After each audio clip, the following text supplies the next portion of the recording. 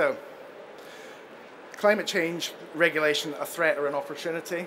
I suppose all of you in the audience completely get this, but a target of 80% greenhouse gas reductions by 2050, it means three obvious things. It means virtually zero carbon electricity, it means virtually zero carbon heating, and it means virtually zero carbon transport. And getting from where we are now to that point is going to apply an awful lot of action, whether that's regulation or other kinds of action. And I'm reminded of a story from the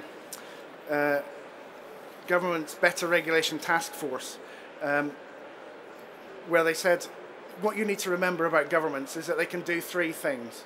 They can tax you, they can spend your money, or they can regulate.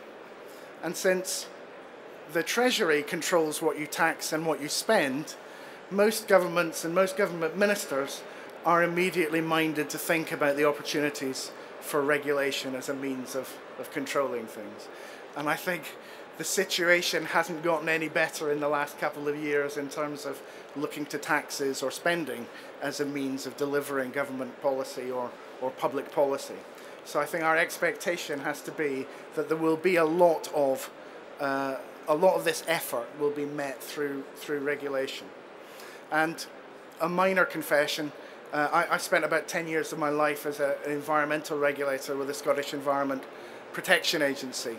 And I know that the immediate reaction when people hear about regulation or think about regulation is this is an unnecessary, undue burden on business, and it's going to change the way we work adversely. So I have a little story about that. And it comes from a piece of regulation from quite a while ago, from 1844, the 1844 Railways Act. And basically that introduced what was known as the parliamentary train. The parliamentary train had to introduce third-class carriages for workers, and they had to be carried for a mile at or less than a penny a mile. And all of the private train operators in 1844 said, this is going to be the end of the railway industry as we know it. It's unnecessary imposition on our business. It's going to completely destroy the railways.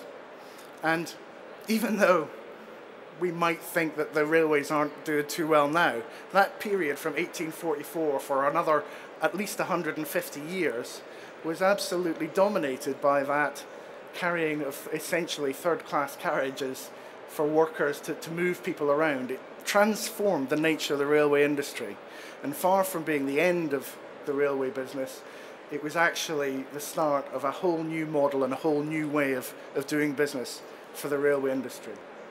And it seems to me that zero carbon electricity, zero carbon heat, and zero carbon transport means that there are going to be huge opportunities for being the people who are engaged in delivering those things for us. So, threat or opportunity, I think it depends a lot on how you look at it and how you want to feel about it.